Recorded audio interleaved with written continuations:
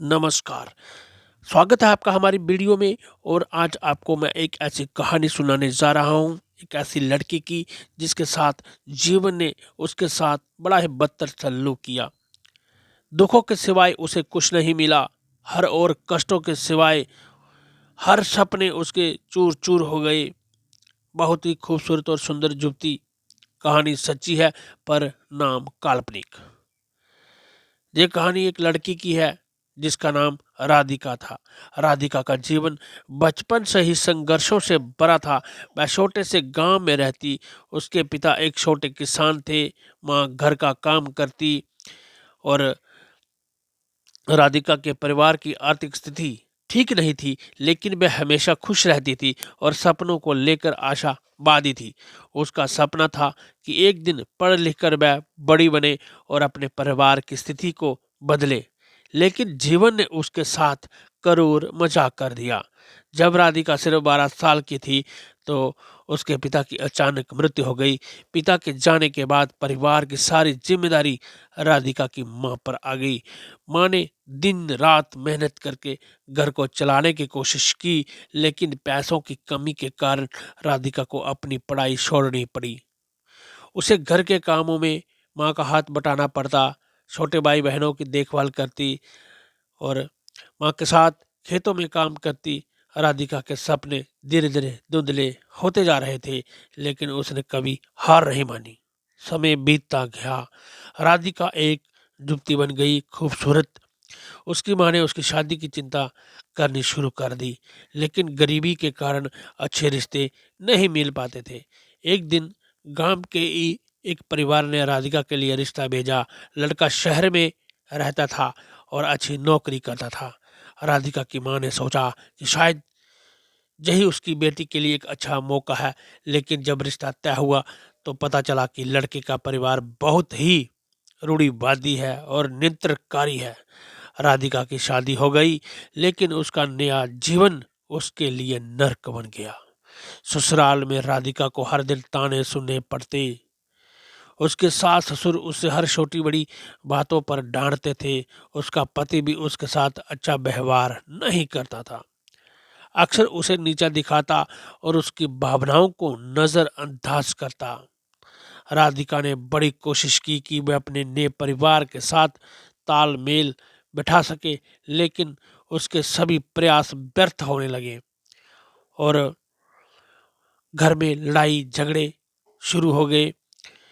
राधिका को ऐसे ऐसे ताने सुनने पड़ते।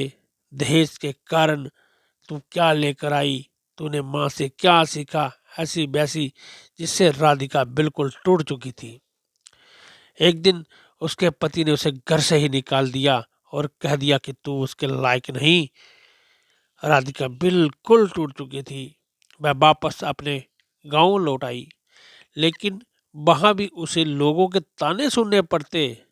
उसकी नाकामयाब शादी को लेकर उसका मजाक उड़ाते थे और तरह तरह की बातें बनने लगी कि इसे क्यों छोड़ दिया, ऐसा वैसा, ऐसी बातें होने लगी।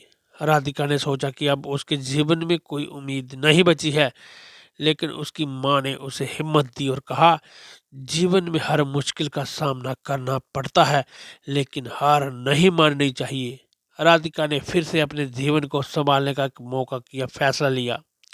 वह शहर चली गई और एक छोटी सी नौकरी ढूंढ ली। वह एक घर में काम करने लगी और अपने खर्चे चलाने लगी।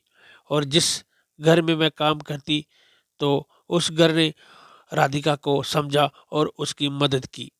धीरे धीरे राधिका का आत्मविश्वास बढ़ने लगा।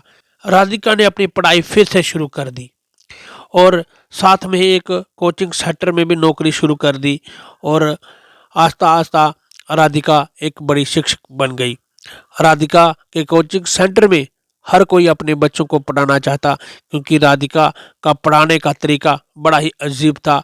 और बच्चे राधिका की राधिका की वजह से सफल होने लगे और राधिका का नाम बनने लगा। राधिका की एक नई पहचान बन गई और राधिका सफल होने लगी जिंदगी में। उसे जो संघर्ष कर रही थी, अब उसके संघर्ष खत्म हो रहे थे तो एक दिन राधिका की मुलाकात एक युवक से हुई जिसका नाम था आदित्य। आदित्य एक अमीर परिवार से था और एक सफल व्यवसायी था। वह राधिका की मेहनत और संघर्ष से प्रभावित हुआ।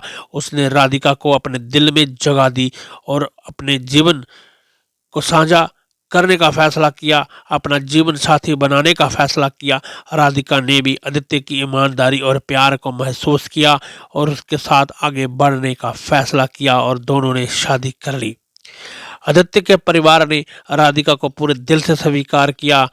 उन्होंने उसके संघर्ष को समझा और उसकी तारीफ की। राधिका और आदित्य की शादी हुई तो उसके बाद जीवन खुशियों से भरने लगा। राधिका ने अपने सपनों को पूरा कर लिया, एक सफल महिला बनी, अपने परिवार की स्थिति को बदला और अपने गांव में एक स्कूल खोला ताकि हर कोई बच्चा शिक्षा से वंचित ना रहे। और उसका स्कूल दिन ब दिन बढ़ने लगा और हाई सेकेंडरी बन गया। बाद में एक कॉलेज का रूप धारण कर लिया उसके स्कूल ने।